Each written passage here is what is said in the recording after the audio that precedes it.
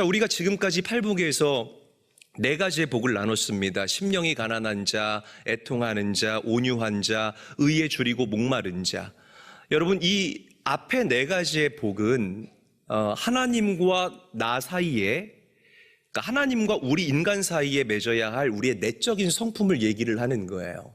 자, 오늘부터 나눌 이 네 가지의 복은 나와 타인과의 관계에서, 즉 우리 이웃과의 관계에서 맺어야 할, 우리 믿음의 사람들이 지녀야 할 그런 내적인 성품을 이야기를 합니다. 한번 저를 따라하겠습니다. 긍휼히 여기는 자는 복이 있나니 그들이 긍휼히 여김을 받을 것이며. 자, 구약에서 이 긍휼이라는 단어를 헤세드라고 읽고 발음합니다. 자비, 인애, 그리고 사랑이라는 단어로 번역이 돼요. 자, 하나님께서 애굽에서 430년 동안 노예 생활하고 압제당하던 그 이스라엘 공동체를 긍휼히 여기셨어요. 헤세드의 마음으로 그들을 바라보시고 그들을 불쌍히 여기시고 그들을 사랑해 주셨기 때문에 그들을 출애굽시키시는 엑소더스, 그들을 완전히 그 바로의 손아귀에서부터 자유롭게 하시는 구원의 은혜를 허락하여 주셨음을 믿으시기를 바랍니다. 자, 그러면 이스라엘 공동체의 그 마음이 하나님께 확정돼야 되잖아요. 확정되지를 않았어요. 계속해서 하나님을 실망시키고 또 실망시킵니다. 하나님께서 이스라엘을 버릴 법도 한데, 그러나 하나님께서는 이스라엘을 포기하거나 버리지 아니하십니다. 헤세드의 마음, 그들을 불쌍히 여기시고 그들을 긍휼히 여기는 마음을 가지고 그들이 회개하기를 기다리시고 또 기다리셨다는 것입니다. 할렐루야. 자, 신약 성경에서는 이 긍휼이라는 단어를 헬라어로 엘레오스라고 읽고 발음을 합니다. 여러분, 우리가 구원받을 수 있는 이유가 무엇입니까? 우리 스스로가 의로워질 수가 없습니다. 예수 그리스도 때문에 하나님께서 예수 그리스도의 십자가를 증거 삼아서, 강력한 영적인 표징을 삼아서 그를 믿는 자는 누구든지 의롭다함을 주신다라고 성경은 이야기를 하고 있습니다. 아멘. 하나님께서 여러분들을 헤세드의 마음으로 너무나 불쌍히 여기고 긍휼히 여기는 마음으로 기회를 주시고 그래도 안 되니까 당신의 아들 예수 그리스도를 이 땅에 보내주시고 십자가에 달려 죽기까지 하심으로 우리를 구원해 주셨다는 것이에요. 이 하나님을 우리는 찬양하지 아니할 수가 없습니다. 자, 우리 에베소서 2장 4절에서부터 5절까지의 말씀 함께 한번 읽어보도록 하겠습니다. 중략이기 때문에 우리 화면을 보고 함께 읽겠습니다. 시작. 긍휼이 풍성하신 하나님이 우리를 사랑하신 그 큰 사랑을 인하여 허물로 죽은 우리를 그리스도와 함께 살리셨고. 아멘. 여러분, 우리는 아직도 여전히 완전하지 않습니다. 저도 마찬가지고요. 오늘 예배하러 나온 여러분들도 완전하지 않습니다. 여전히 좌충우돌하고 때로는 우리 마음 가운데 분냄이 가득하기도 하고 또 남을 시기하는 마음이 있기도 합니다. 그러나 이런 연약한 우리들이 이렇게 온전히 주님의 보좌 앞으로 나올 수 있는 이유가 무엇입니까? 우리를 긍휼히 여기시는, 우리에게 세컨드 찬스, third chance, 계속해서 우리에게 기회를 주시는 그 하나님의 긍휼히 여기시는 마음, 헤세드 때문에 우리가 주님 앞에 나올 수 있다라는 것입니다. 기도할 때마다 하나님께서 여러분들의 기도를 경청해 주세요. 경청해 주실 뿐만 아니라 여러분들 기도에 구체적으로 응답해 주시는 이유, 우리를 긍휼하게 바라보시는 하나님의 헤세드 때문이라는 사실을 믿으시기를 바랍니다. 사실 이 긍휼히 여기는 마음, 이 헤세드의 마음은 우리 인간에게서 자연스럽게 생산되는 마음이 아니에요. 선한 사마리아인의 비유 잘 아실 거예요. 특세 기간에도 말씀을 드렸지만 조금 다른 결로 오늘 말씀을 드리겠습니다. 이야기를 좀 설명을 드리면, 예루살렘에서 여리고로 가는 그 길목 가운데 한 사람이 강도를 만나요. 두들겨 맞죠. 다 빼앗깁니다. 그리고 반죽음 상태로 길가에 내버려지게 돼요. 그런데 그 길을 누가 지나가냐면 먼저 제사장이 지나갑니다. 그런데 도움이 필요하잖아요. 그런데 이 도움이 필요한 그 강도 만난 자를 그냥 보고 지나가 버립니다. 그 다음에 누가 지나가냐면 그 길을 레위인이 지나갑니다. 그런데 레위인도 그 사람을 봤음에도 불구하고 요만큼도 도와주지 않고 그냥 자기 갈 길 갑니다. 여러분, 이 제사장과 레위인은 하나님께 속한 사람들이에요. 제사장은 하나님의 대사입니다. 하나님과 우리 성도를 이어주는 이 브릿지의 역할을, 다리의 역할을 하는 사람이 바로 제사장이라는 거죠. 레위인들의 사명은 무엇이죠? 이 성전에서 하나님의 일과 하나님의 사명을 넉넉하게 감당해내는 사람들이 바로 레위인들이라는 겁니다. 하나님께 속한 사람들이 도움이 필요한 사람, 막 오늘 내일 하고 죽어가는 그 사람을 보고 그냥 지나가는 것, 이게 국률이 아니라는 거예요. 이런 모습이 우리 그리스도인들의 모습이 되어서는 안 된다라고 성경이 이야기를 하고 있다라는 것입니다. 자, 그런데 그 길을 또 누가 지나가냐면 어떤 사마리아인이 지나가게 돼요. 사실 사마리아인은 그때 당시에 유대인들에게 굉장히 무시당하고 평가절하 당하던 그런 사람들이었습니다. 야, 쟤네들 구원의 범주에도 들어갈 수 없는 애들이야. 이 지옥에는 영원히 타오르는, 꺼지지 않는 그 불이 타오르는데 제 사마리아인들 저 지옥불의 땔감으로 하나님이 만드신 사람들이야. 이렇게 이 사마리아인들을 무시하고 폄하했다라는 거죠. 자, 그런데 이 사마리아인은 이 도움이 절실히 필요한, 강도 만나고 두들겨 맞고 빼앗기고 이 죽어가는 사람들을 긍휼히 여기는 마음으로 도와준다는 겁니다. 그 상처에 포도주를 붓고 그를 싸매어주고 그리고 그를 들쳐업고 여관으로 가서 여관 주인에게 돈을 주면서 이렇게 얘기를 해요. 이 사람을 잘 보살펴 주세요. 혹시나 제가 드린 이 돈이 모자란다면 제가 제 길을 갔다가 돌아오는 길에 그 돈을 마저 지불하겠습니다. 여러분, 이 선한 사마리아인이 보인 이 행동이 바로 헤세드, 긍휼이라는 사실을 믿으시기를 바랍니다. 자, 여기서 강도 만난 자가 누구를 상징할까요? 저를 상징해요. 여러분들을 상징하는 거예요. 예수 믿기 이전에 마귀에게 참소당하고 빼앗기고 두들겨 맞고 죽을 수밖에 없었던 저와 여러분들이 바로 이 강도 만난 자를 상징하는 것입니다. 그런 우리를 구원하기 위해서 그 하늘 영광을 세세토록 받기에도 전혀 부족함이 없는 그분이 그 이방인의 옷을 입고 그 인간의 옷을 입고 죄인의 옷을 입고 이 땅에 오셔서 친히 우리를 싸매 주시고 우리를 구원해 주시고 우리를 인도해 주셨다는 것입니다. 예수님 외에 우리 인생에 다른 정답은 없고 다른 열쇠는 없고 다른 대안은 없다라는 사실을 믿으시기를 바랍니다. 누구든지 예수님을 만나면 죽음에서부터 구원받게 되고 그 상처를 싸매어 주시는 예수님을 경험하게 되고 캄캄한 어둠에서부터 자유하게 되는 놀라운 은혜를 경험하게 될 줄로 믿으시기를 바랍니다. 예수님이 이 비유 마지막에 이렇게 얘기해요. 너희도 이같이 하라. 한번 저를 따라합니다. 너희도 이같이 하라. 너희도 이같이 하라. 옆 사람 보고 너희도 이같이 하라 인사하겠습니다. 그 지혜롭게 반말할 사람한테 반말하시고 해야 돼요. 아무한테나 반말하지 마시고요, 여러분. 우리가 하나님의 긍휼을 입었잖아요. 할렐루야.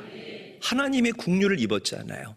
그 긍휼을 입은 너희들도 이와 같이 살아가라라고 예수님께서 오늘 저와 여러분들에게 말씀하고 있다라는 겁니다.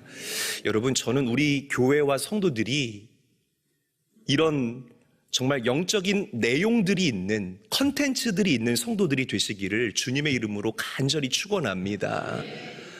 자, 우리 룻의 이야기를 오늘 깊이 있게 한번 조명해 보기를 원합니다. 자, 룻기 1장 1절을 보게 되면 이런 내용이 있어요. 사사들이 치리하던 때에라는 이 구절로 룻기를 시작하게 됩니다. 그러니까 사사시대에 룻기가 쓰여졌다라는 거죠. 이 사사시대에는 하나의 공통된 이 특징과 패러다임이 있는데 어떤 패러다임이냐? 이스라엘 백성들이 자기 소견대로 행합니다. 그래서 영적인 감각과 영적인 미각과 영적인 시선을 완전히 상실해버리게 돼요. 하나님의 임재도 경험하지 못하고 그 하나님의 부재 가운데 정말 캄캄한 어둠의 터널을 이스라엘 공동체가 수백 년 동안을 걸어가게 된다라는 겁니다.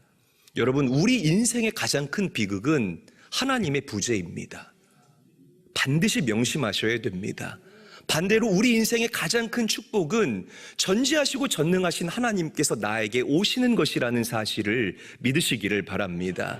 이스라엘 공동체가 맨날 두들겨 맞아요. 이방 사람들한테, 블레셋한테 두들겨 맞고 모압과 암몬한테 두들겨 맞고 막 두들겨 맞아서 하나님께 외칩니다. 하나님, 우리 좀 제발 불쌍히 여겨달라고. 그러면 또 하나님은 마음이 약하셔서 이스라엘 공동체의 기도를 들으십니다. 사사를 보내셔서 그들을 구원해요. 그러면 하나님께 감사하고 정말 정신 똑바로 차리고 살아야 되잖아요. 그 화장실에 들어갈 때 마음과 나올 때 마음이 너무 다른 겁니다. 또 정신을 못 차리고 죄악을 저질러요. 또 두들겨 맞습니다. 그럼 또 하나님께, 하나님 우리 좀 구원해 달라고. 그럼 하나님이 사사를 보내줘요. 그러면 하나님 감사합니다, thank you very 감사하고서 또 죄를 지어요. 이 패턴이 무한 반복되는 시대가 바로 사사시대입니다.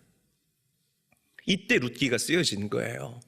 그러니까 죄악과 어둠의 폭풍우와 비바람이 아주 거칠게 몰아치던 이 대목을 여러분들이 기억하셔야 돼요. 죄악과 어둠의 비바람이, 그 폭풍우가 아주 강하게 몰아치던 그 시즌이 바로 이 사사 시대라는 것이에요. 계속 반복됐다라는 것은 이스라엘이 정신 못 차렸다는 거죠. 그런데 하나님께서는 이스라엘을 버리지 않으시고 긍휼히 여겨주신다는 사실을 믿으시기를 바랍니다.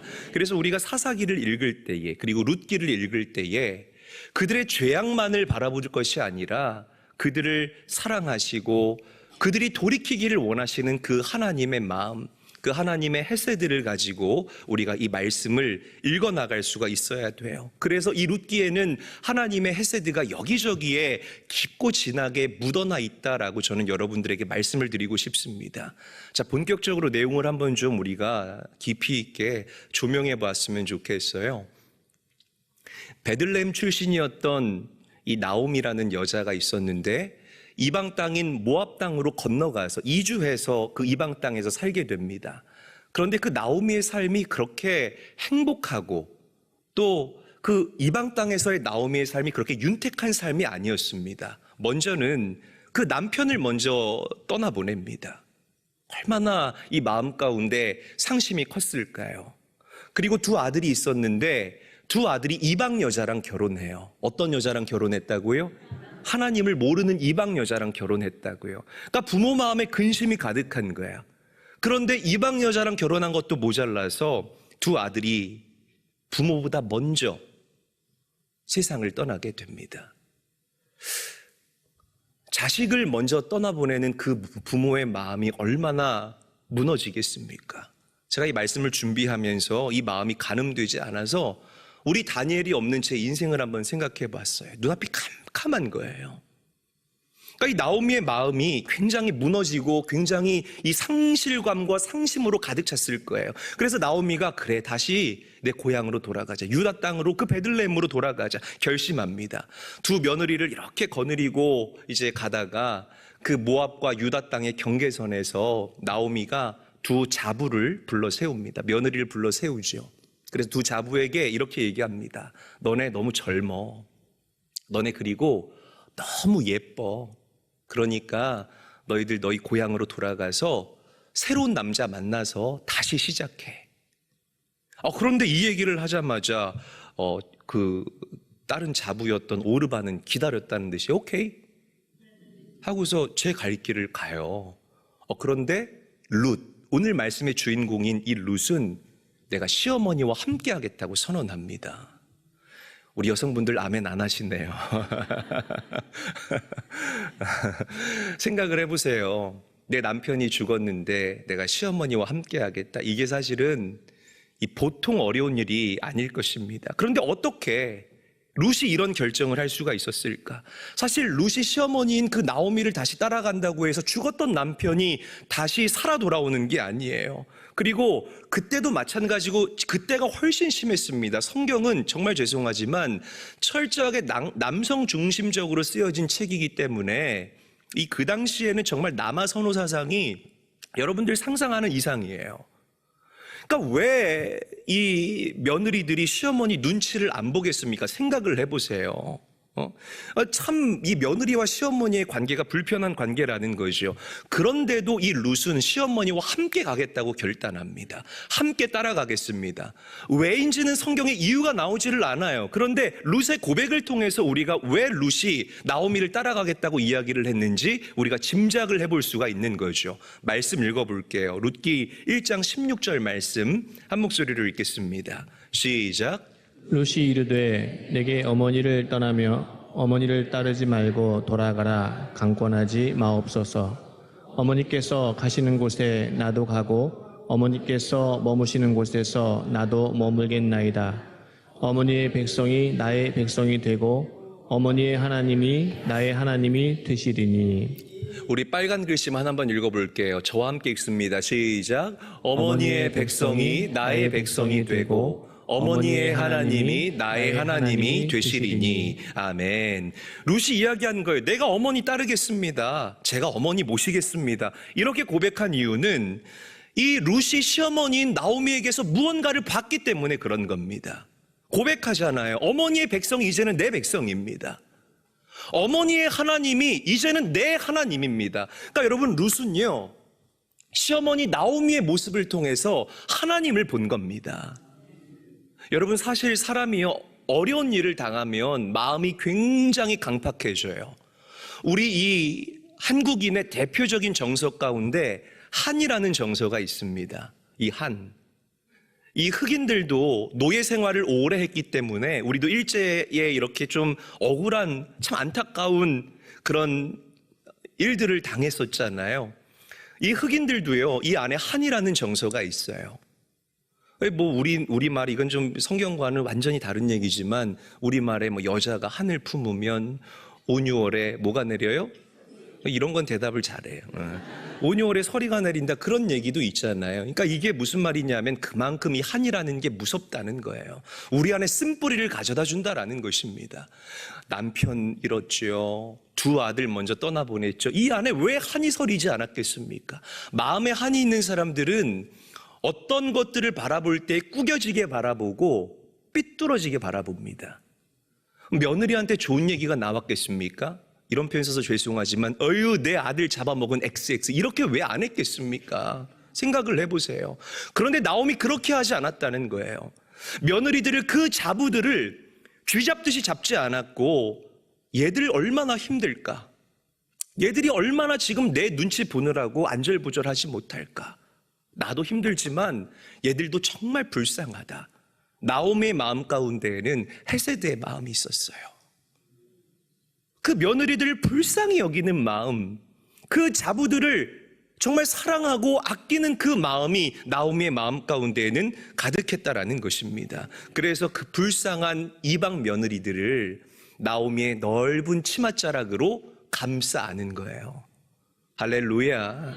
감싸 안았다고요. 그러니까 제가 이걸 어떻게 하다가 생각을 했냐면, 저희 외가댁이 충북 음성이었습니다.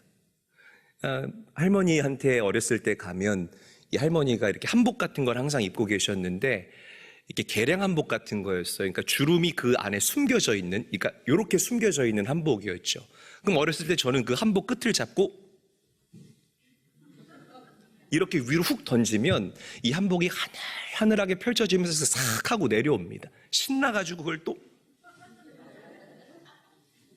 이렇게 막 던지면서 제가 놀았던 기억이 있어요. 그러니까 치마폭이 크다라는 것을 여러분들에게 말씀드리기 위해서 이걸 설명하는 거예요. 나오미는 그 당신의 치마폭을 가지고 두 며느리를 품은 겁니다. 나도 힘든데, 나도 죽겠는데, 내 남편 먼저 떠나보내고 내 두 아들 먼저 떠나보냈는데, 너무 가슴이 미어지고 너무 가슴이 찢어질 것 같은데, 하나님께서 주시는 마음을 가지고 두 며느리를 품었어요. 거기에서 룻이 하나님의 모습을 본 겁니다. 아, 우리 시어머니가 하나님을 믿는 사람이기 때문에 이렇게 다르구나. 이런 분이라면 내가 따를 수 있겠구나. 우리 시어머니가 믿는 하나님 나도 믿어보고 싶다. 나도 그렇게 하나님의 마음을 품고 다른 사람을 선대하고 다른 사람을 위로하고 헤세드의 마음을 가지고 인생을 살아보고 싶다. 룻의 마음 가운데에 나오미의 모습을 통한 그 하나님의 헤세드가 전이 되고 전염되는 놀라운 역사가 일어나게 됐다라는 것입니다. 여러분 보세요. 이렇게 나오미에게서 룻은 하나님을 경험했습니다. 그리고 시어머니의 헤세드를 경험한 룻은 나오미를 따릅니다. 그리고 룻도 나오미를 봉양해요. 어떻게? 나에게 헤세드의 은혜를 베푸신 시어머니에게 똑같이 헤세드의 은혜로 보답을 하게 됩니다. 할렐루야. 자, 이제 베들레헴으로 갔어요. 곡식을 주워다가 시어머니를 봉양하는데, 여러분 신명기에 보면 하나님의 말씀 가운데 밭에 내 귀퉁이를 남겨두라고 합니다. 아시죠? 네, 신명기 좀 다시 읽어보세요. 이 밭에 내 귀퉁이를 남겨두고 그 떨어진 이삭을 줍지 말고 떨어진 포도 열매를 줍지 말라. 너희 가난한 이웃을 위하여서 그 떨어진 곡식과 열매를 남겨두라라고 성경이 이야기를 해요. 보아스라는 한 부유한 젊은 남자가 있었는데 그 하나님 말씀에 순종해서 밭에 내 귀퉁이를 남겨둡니다. 그 보아스의 밭에서 룻이 곡식을 주워다가 시어머니를 봉양하는 거예요. 근데 자기 밭에서 일하는 여자니까 볼 거 아닙니까? 어머, 룻이 괜찮네? 저 여자 누군데 이렇게 자기 어머니를 열심히 봉양하고 저렇게 마음이 예쁠까? 들어봤더니 돌싱이래요. 돌싱 맞잖아요, 여러분. 돌싱이라는 거예요. 근데 그 돌싱이 이게 타의에 의한 돌싱, 자의적 돌싱이 아니라, 그러니까 유책 사유가 나한테 있는 게 아니라 이렇게 어쩔 수 없이 돌싱이 됐대. 그럼 이초 오케이죠. 아멘 좀 해요. 이렇게 되면 나만 뭐가 됩니까? 또 나만 그래요? 또 아멘 좀 해야죠. 그러니까 이 자의적 돌싱이 아니라는 거예요.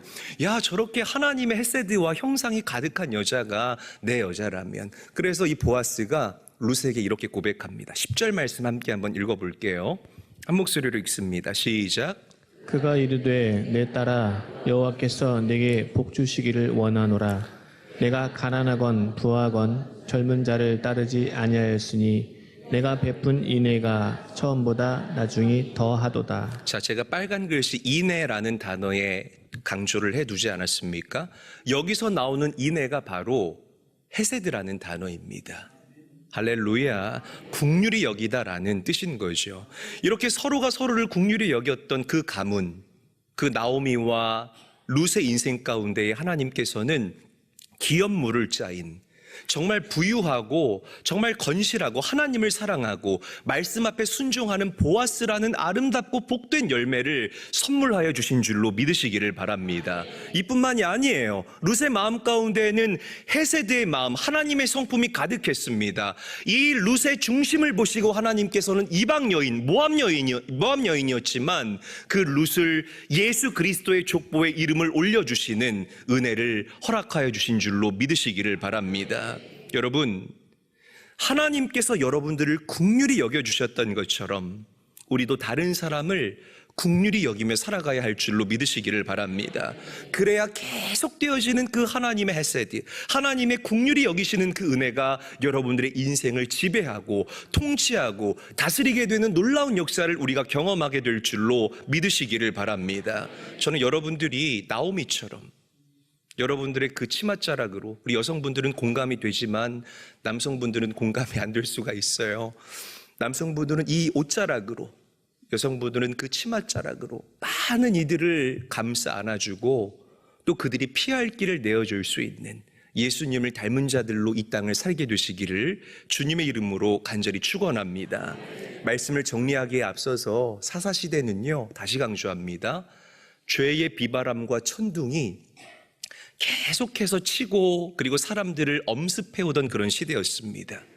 우리가 살고 있는 이 시대도 죄악과 어두움의 비바람이 계속해서 여러분들의 가정과 가문을 집어삼킬 듯이 우리를 찾아오고 있습니다. 나오미가 자신의 넓은 치맛자락으로 그 두 자부를 감싸 안아주었던 것처럼 오늘 우리가 함께 봤던 이 사운드 오브 뮤직에서 마리아가 그 아이들을 품어주고 또 이불에 함께 숨으면서 그렇게 아이들을 위로했던 것처럼 오늘 예수님께서도 여러분들을 그렇게 품어주시기를 원하십니다. 할렐루야. 다윗이 고백하죠. 주님은 나의 산성이십니다. 나의 반석입니다. 나의 피할 바위가 되십니다. 여러분, 주님께 피하셔야 됩니다. 그래서 예수님께로부터 긍휼히 여기는 그 은혜를 받는 제일교회 성도들, 그것이 여러분들의 영적 담력이 되어서 이 사사시대와 같은 어두운 때 세상을 정면으로 돌파해 승리할 수 있는 은혜가 가득히 깃들게 되시기를 우리 구주 예수님의 이름으로 간절히 축원합니다.